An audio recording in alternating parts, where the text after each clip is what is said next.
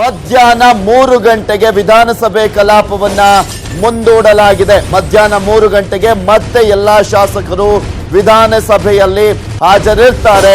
ಈ ಒಂದು ಸಂದರ್ಭದಲ್ಲಿ ಮತ್ತೆ ಗಲಾಟೆ ಏಳುವಂತಹ ಸಾಧ್ಯತೆ ಇದೆ. ಮಧ್ಯಾಹ್ನ 3 ಗಂಟೆಗೆ ಸದನವನ್ನ ಮುಂದೂಡಲಾಗಿದೆ, ಕಲಾಪವನ್ನ ಮುಂದೂಡಲಾಗಿದೆ. ವಿಧಾನಸಭೆಯ ಕಲಾಪವನ್ನ ಮಧ್ಯಾಹ್ನ 3 ಗಂಟೆಗೆ ಮುಂದೂಡಿ ಸ್ಪೀಕರ್ ರಮೇಶ್ ಕುಮಾರ್ ಅವರು ಹೇಳಿದ್ರು. ಇಲ್ಲಿ ಪ್ರಮುಖವಾಗಿ ನೋಡ್ತಾ ಇದೀವಿ, ಮೊನ್ನೆಯಿಂದಲೂ ಕೂಡ ಬಜೆಟ್ ಅಧಿವೇಶನ ಆದಾಗಿನಿಂದಲೂ ಕೂಡ ಎಲ್ಲೂ ಸ್ವಲ್ಪ ಹೊತ್ತು ಕೂಡ ಅಂದ್ರೆ ಮೊನ್ನೆ ಸ್ಪೀಕರ್ ವಿಚಾರವನ್ನ ಬಿಟ್ರೆ ಇನ್ನೆಲ್ಲೂ ಕೂಡ ಸರಿಯಾದಂತ ರೀತಿಯಲ್ಲಿ ಚರ್ಚೆನೇ ನಡೆದಿಲ್ಲ. ಯಾವ ರೀತಿಯಾಗಿ ಶಾಸಕರು ಅಲ್ಲಿ ವರ್ತಿಸ್ತಾ ಇದ್ದಾರೆ ಅನ್ನೋದನ್ನ ಕೂಡ ನೋಡ್ತಾ ಇದ್ದೀವಿ. ವೈಯಕ್ತಿಕ ವಿಚಾರಗಳನ್ನ ಇಟ್ಕೊಂಡು ಅಲ್ಲಿ ಗದ್ದಲ ಕೋಲಾಹಲ ಆಗಿದೆ. ಕೋಟಿ ಕೋಟಿ ಖರ್ಚು ಮಾಡಿ ಸದನವನ್ನ ಅಂದ್ರೆ ಇಲ್ಲಿ ವಿಧಾನಸಭೆ ಕಲಾಪ, ವಿಧಾನ ಪರಿಷತ್ ಕಲಾಪವನ್ನ ನಡೆಸ್ತಾರೆ. ಆದ್ರೆ ಜನರ ವಿಚಾರಕ್ಕೆ ಸಂಬಂಧಪಟ್ಟಂತೆ ಯಾವುದೇ ಒಂದು ವಿಚಾರ ಕೂಡ ಚರ್ಚೆ ಆಗಿಲ್ಲ ಅಲ್ಲಿ.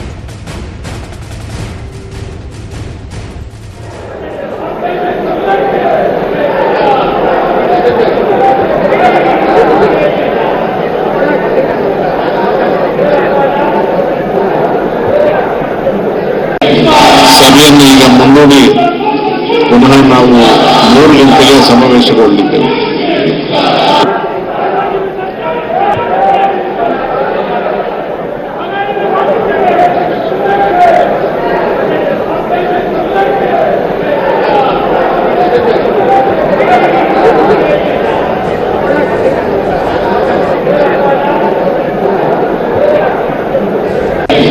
ಸಭೆಯನ್ನು ಈಗ ಮುಂದೂಡಿ ಪುನಃ ನಾವು 3 ಗಂಟೆಗೆ ಸಮಾವೇಶಗೊಳ್ಳಲಿದ್ದೇವೆ.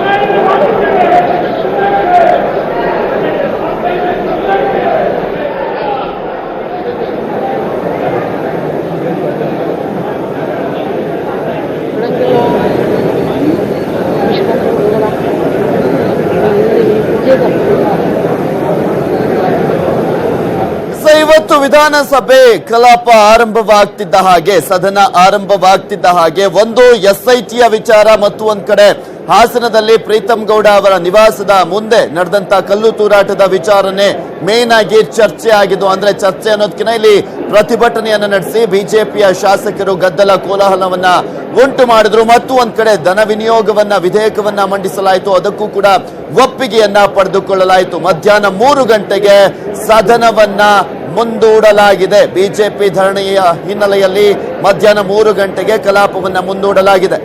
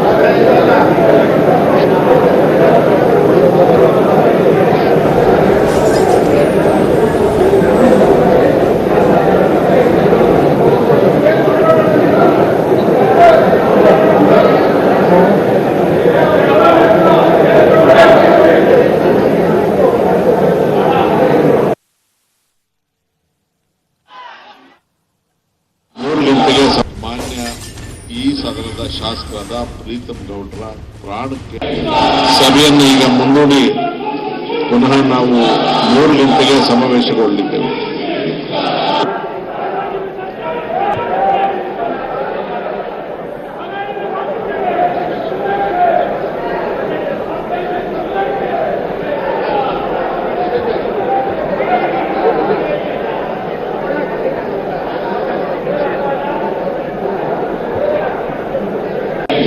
ಸಭೆಯನ್ನು ಈಗ ಮುಂದೂಡಿ ಪುನಃ ನಾವು 3 ಗಂಟೆಗೆ ಸಮಾವೇಶಗೊಳ್ಳಲಿದ್ದೇವೆ.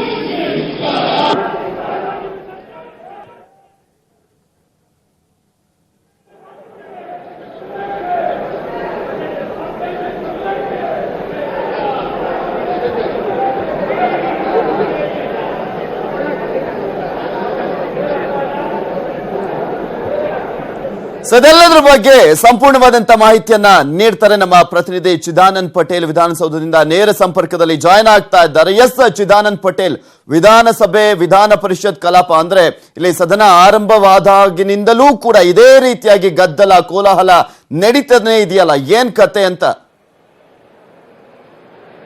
ಪೃಥ್ವಿರಾಜ್, ಸಾಮಾನ್ಯವಾಗಿ ಬಜೆಟ್ ಸಂಬಂಧಪಟ್ಟಕ್ಕೆ ವಿಸ್ತೃತವಾದ ಚರ್ಚೆ ಆಗುತ್ತೆ. ಆಡಳಿತ ಮತ್ತು ವಿಪಕ್ಷದ ನಾಯಕರುಗಳು ಬಜೆಟ್ನ ರೂಪುರೇಷೆಗಳ ಬಗ್ಗೆ ಮತ್ತು ಬಜೆಟ್ನ ಸಾಧಕ ಬಾಧಕಗಳ ಬಗ್ಗೆ ಚರ್ಚೆ ನಡೆಯುತ್ತಿದೆ.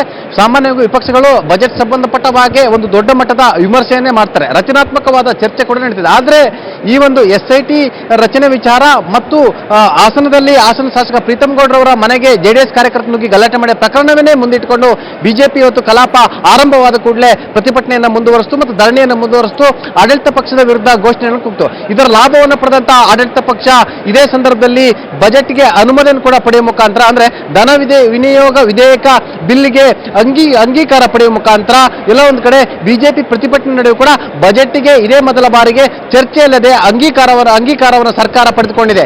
ಇದೀಗ ಅಂಗೀಕಾರ ಆಗಿರ್ತಕ್ಕಂಥ ಧನ ವಿನಿಯೋಗ ವಿಧೇಯಕ ಬಿಲ್ ಅನ್ನ ವಿಧಾನ ಪರಿಷತ್ ಕಳಿಸಿಕೊಡಲಾಗುತ್ತೆ. ವಿಧಾನ ಪರಿಷತ್ನಿಂದ ಅಂಗೀಕಾರ ಪಡೆದುಕೊಂಡು ನಂತರ ಮಧ್ಯಾಹ್ನ 3 ಗಂಟೆ ನಂತರ ಮತ್ತೆ ಕಲಾಪ ಆರಂಭವಾಗಲಿದೆ. ಅದಕ್ಕಾಗಿ ಇದೇ ಕಾರಣಕ್ಕೆ ಕಲಾಪವನ್ನು ಮುಂದೂಡಿರತಕ್ಕಂಥ ಸ್ಪೀಕರ್ ರಮೇಶ್ ಕುಮಾರ್ ಅವರು 3 ಗಂಟೆ ನಂತರ ಕಲಾಪ ಆರಂಭವಾದ ಕೂಡಲೇ ವಿಧಾನ ಪರಿಷತ್ನಿಂದ ಅಂಗೀಕಾರ ಆಗಿರ್ತಕ್ಕಂಥ ಎಲ್ಲಾ ಬಿಲ್ಗಳನ್ನು ತರಿಸಿಕೊಂಡು ವಿಧಾನಸಭೆಯಲ್ಲಿ ಈ ಸಂಬಂಧಪಟ್ಟಾಗೆ ಏನು ವಿಧಾನಸಭೆ ಗಮನಕ್ಕೆ ತಂದ ನಂತರ ಇವತ್ತೇ ಸದನವನ್ನ ಅನಿರ್ದಿಷ್ಟಾವಧಿ ಕಾಲಕ್ಕೆ ಮುಂದೂಡುವ ಸಾಧ್ಯತೆ ಇದೆ ಅಂತ ಹೇಳಲಾಗ್ತಿದೆ. ಯಾಕಂತ ಹೇಳಿದ್ರೆ ಫೆಬ್ರವರಿ 15ರವರೆಗೆ ಸದನ ಇತ್ತು, ಅಂದ್ರೆ ನಾಳೆವರೆಗೂ ಕೂಡ ಸದನ ಇತ್ತು. ಆದರೆ ಒಂದಿನ ಮುಂಚಿತವಾಗಿ ಕಲಾಪವನ್ನ ಅನಿರ್ದಿಷ್ಟಾವಧಿಗೆ ಮುಂದೂಡಲು ಎಲ್ಲಾ ರೀತಿಯ ಸಿದ್ಧತೆಯನ್ನ ಮೈತ್ರಿ ಸರ್ಕಾರ ಮಾಡಿಕೊಂಡಿರುವಂತದ್ದು. ಪೃಥ್ವಿರಾಜ್, ಒಟ್ಟಿನಲ್ಲಿ ಬಿಜೆಪಿಯ ಗಲಾಟೆ ಮತ್ತು ಗದ್ದಲದ ನಡುವೆ ಆಡಳಿತ ಪಕ್ಷ ಇದರ ಲಾಭವನ್ನು ಪಡೆದುಕೊಂಡು ಇದೀಗ ಬಜೆಟ್ನ ಅನುಮೋದನೆಯನ್ನು ಪಡೆದುಕೊಂಡಿದೆ. ಧ್ವನಿಮತದ ಮುಖಾಂತರ ಅನುಮೋದನೆಯನ್ನು ಪಡೆದುಕೊಂಡಿದೆ. ಪೃಥ್ವಿರಾಜ್, ಮತ್ತೊಂದು ಕಡೆ ಈ ಬಜೆಟ್ಗೆ ಅನುಮೋದನೆ ಪಡೆಯುವ ಸಂದರ್ಭದಲ್ಲಿ ಅತೃಪ್ತ ಶಾಸಕರಾಗಿರ್ತಕ್ಕಂಥ ಮಹೇಶ್ ಕುಮಟಳ್ಳಿ ಮತ್ತು ರಮೇಶ್ ಜಾರಕಿಹೊಳಿ ಗೈರಾಗಿರುವಂತದ್ದು ಈ ಕಲಾಪದ ವಿಶೇಷ ಅಂತಲೇ ಹೇಳ್ಬೋದು. Prithviraj, okay, thank you Chidanand Patel ನಿಮ್ಮೆಲ್ಲ ಮಾಹಿತಿಗಾಗಿ. ಎಸ್, ನೋಡ್ತಾ ಇದೀವಿ ಯಾವ ರೀತಿಯಾದಂತಹ ಕಲಾಪ ಬಲಿ ಆಗ್ತಾ ಇದೆ ಅನ್ನೋದನ್ನ. ಮತ್ತೊಂದ್ ಕಡೆ ದೋಸ್ತಿ ನಾಯಕರ ನಡುವೆ ವಿಡಿಯೋ ಕಿಚ್ಚು. ಪರಮೇಶ್ವರ್ ಹಳೆ ವಿಡಿಯೋ ಈಗ ವೈರಲ್ ಆಗ್ತಾ ಇದೆ. ದೇವೇಗೌಡರ ವಿರುದ್ಧ ಕಿಡಿಕಾರಿದ್ರು. ಈಗ ಉಪಮುಖ್ಯಮಂತ್ರಿಗಳಾಗಿರುವಂತಹ ಪರಮೇಶ್ವರ್ ಅವರು ಆ ಒಂದು ಹಳೆ ವಿಡಿಯೋ ಈಗ ವೈರಲ್ ಆಗ್ತಾ ಇದೆ. ಪರಮೇಶ್ವರ್ ಅವರ ವಿಡಿಯೋ ಇದು. ಅವರು ಮಾತನಾಡಿರುವಂತಹ ವಿಡಿಯೋ, ದೇವೇಗೌಡರ ವಿರುದ್ಧ ಕಿಡಿಕಾರಿದಂತ ವಿಡಿಯೋ ಈಗ ವೈರಲ್ ಆಗ್ತಾ ಇದೆ.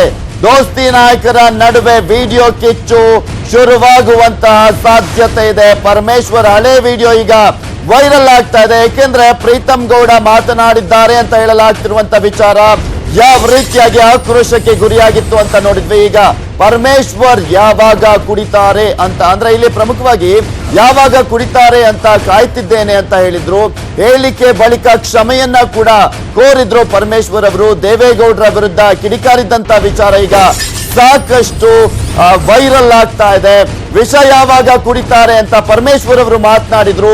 ಈಗ ದೋಸ್ತಿ ಪಕ್ಷಗಳ ನಾಯಕರಲ್ಲಿ ಒಬ್ಬರಾಗಿರುವಂತಹ ಪರಮೇಶ್ವರ್ ಅವರ ಮಾತನಾಡಿರುವಂತಹ ವಿಡಿಯೋ ಸಾಕಷ್ಟು ವೈರಲ್ ಆಗ್ತಾ ಇದೆ.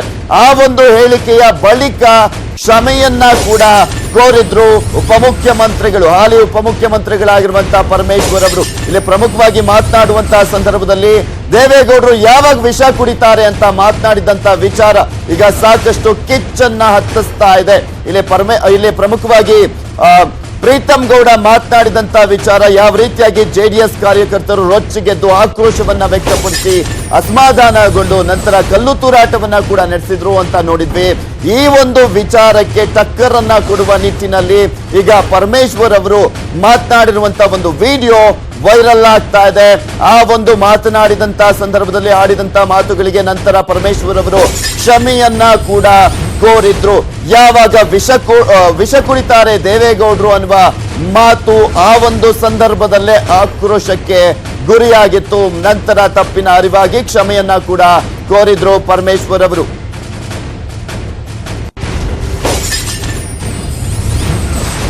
ನೋಡ್ತಾ ಇದ್ದೀವಿ ಇಲ್ಲಿ ಪ್ರಮುಖವಾಗಿ ಆರೋಪ ಪ್ರತ್ಯಾರೋಪಗಳ ನಡುವೆ ಒಂದ್ ಕಡೆ ಆಡಿಯೋ ಸಂಘರ್ಷ ಆಗ್ತಾ ಇದ್ರೆ ಈಗ ವಿಡಿಯೋ ಸಂಘರ್ಷ ಕೂಡ ಶುರುವಾಗ್ತಾ ಇದೆ. ಅದು ದೋಸ್ತಿ ನಾಯಕರಲ್ಲೇ, ಮೈತ್ರಿ ಪಕ್ಷಗಳಲ್ಲೇ. ಈಗ ಆಲ್ರೆಡಿ JDS ಕಾಂಗ್ರೆಸ್ ಮೈತ್ರಿಯನ್ನ ಮಾಡಿಕೊಂಡು ಸರ್ಕಾರವನ್ನ ನಡೆಸ್ತಾ ಇದ್ದೆ. ಈ ಹಿಂದೆ ಮಾತನಾಡಿದಂತ ವಿಚಾರಗಳು ಈಗ ಕೂಡ ವೈರಲ್ ಆಗ್ತಾ ಇದೆ. ಅದು ಪರಮೇಶ್ವರ್ ಅವರು ಇಲ್ಲಿ ಜೆಡಿಎಸ್ ನ ರಾಷ್ಟ್ರೀಯ ಅಧ್ಯಕ್ಷರು ಮಾಜಿ ಪ್ರಧಾನಿಗಳಾಗಿರುವಂತಹ ದೇವೇಗೌಡರ ಬಗ್ಗೆ ಮಾತನಾಡಿರುವಂತಹ ವಿಚಾರ ಈಗ ವೈರಲ್ ಆಗ್ತಾ ಇರುವಂತದ್ದು. ಯಾವಾಗ ವಿಷ ಕುಡಿತಾರೆ ದೇವೇಗೌಡರು ಅನ್ನೋದನ್ನ ಕಾಯ್ತಾ ಇದ್ದೀನಿ ಅನ್ನುವ ಒಂದು ಮಾತು, ಆ ಒಂದು ವಿಡಿಯೋ ಈಗ ವೈರಲ್ ಆಗ್ತಾ ಇದೆ. ವಿಷ ಯಾವಾಗ ಕುಡಿತಾರೆ ಅಂತ ಮಾತನಾಡಿದ್ರು ಪರಮೇಶ್ವರ್ ಅವರು.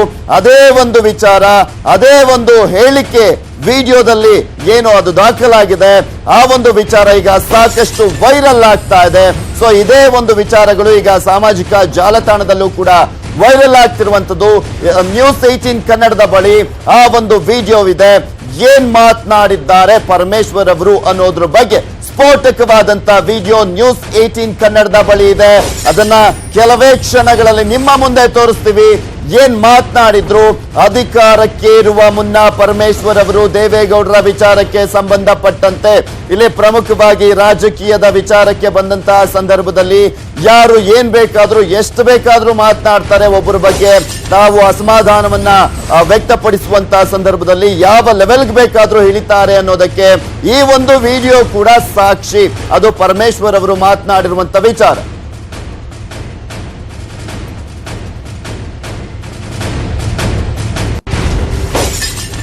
ಇದೆಲ್ಲದರ ಬಗ್ಗೆ ಸಂಪೂರ್ಣವಾದಂತ ಮಾಹಿತಿಯನ್ನು ನೀಡ್ತಾರೆ ನಮ್ಮ ಪ್ರತಿನಿಧಿ ಚಿದಾನಂದ್ ಪಟೇಲ್ ದೂರವಾಣಿ ಸಂಪರ್ಕದಲ್ಲಿದ್ದಾರೆ. ಎಸ್ ಚಿದಾನಂದ್ ಪಟೇಲ್, ಈಗ ಸದ್ಯಕ್ಕೆ ರಾಜ್ಯದಲ್ಲಿ ಚರ್ಚಿತ ವಿಚಾರ ಅಂದ್ರೆ ಅದು ಪ್ರೀತಮ್ ಗೌಡ ಮಾತನಾಡಿದ್ದಾರೆ ದೇವೇಗೌಡರ ಬಗ್ಗೆ ಹಗುರವಾಗಿ ಅನ್ನುವ ವಿಚಾರ. ಈಗ ಮತ್ತೊಂದು, ಅದು ಪರಮೇಶ್ವರ್ ಅವರು ವಿಡಿಯೋದಲ್ಲಿ ಅಂದ್ರೆ ಇಲ್ಲಿ ಪ್ರಮುಖವಾಗಿ ದೇವೇಗೌಡರ ವಿಚಾರಕ್ಕೆ ಸಂಬಂಧಪಟ್ಟಂತೆ ಮಾತನಾಡಿರುವಂತ ವಿಚಾರ.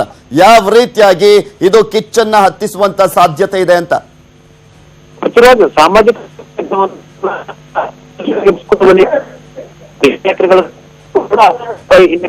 ಇದೀಗ ಪ್ರೀತಮ್ ಗೌಡ ಅಂದ್ರೆ ನೋಡ್ತಾ ಇದೀವಿ ಇಲ್ಲಿ ಪ್ರಮುಖವಾಗಿ ವಿಷ ಯಾವಾಗ ಕುಡಿತಾರೆ ಪರಮೇಶ್ವರ್ ಅವರು ಅನ್ನುವ ಹೇಳಿದಂತ ವಿಡಿಯೋ ಈಗ ಸಿಕ್ಕಿರುವಂತದ್ದು ನ್ಯೂಸ್ 18 ಬಳಿ. ಆ ಒಂದು ಸ್ಫೋಟಕ ಹೇಳಿಕೆಯ ವಿಡಿಯೋ ನಿಮ್ಮ ಮುಂದೆ ಇಡ್ತಾ ಇದ್ದೀವಿ. ಪರಮೇಶ್ವರ್ ಅವರು ಈ ಹಿಂದೆ ಇಲ್ಲಿ 2014ರಲ್ಲಿ ಮಾತನಾಡಿದಂತ ವಿಚಾರ, 4ನೇ ತಿಂಗಳು 2ನೇ ತಾರೀಕು ಮಾತನಾಡಿದ್ರು. 2014ರಲ್ಲಿ ಇಲ್ಲಿ ಪ್ರಮುಖವಾಗಿ ದೇವೇಗೌಡರು ಯಾವಾಗ ವಿಷ ಕುಡಿತಾರೆ ಕಾಯ್ತಾ ಇದ್ದೀನಿ ಅಂತ ಮಾತನಾಡಿದಂತ ವಿಚಾರ. ಆ ಒಂದು ಸಂದರ್ಭದಲ್ಲೂ ಕೂಡ ಆಕ್ರೋಶಕ್ಕೆ ಗುರಿಯಾಗಿತ್ತು. ನಂತರ ಕ್ಷಮೆಯನ್ನ ಕೇಳಿದ್ರು ಪರಮೇಶ್ವರ್ ಅವರು. ಈಗ ಮತ್ತೆ ಆ ಒಂದು ವಿಡಿಯೋ ವೈರಲ್ ಆಗ್ತಾ ಇದೆ.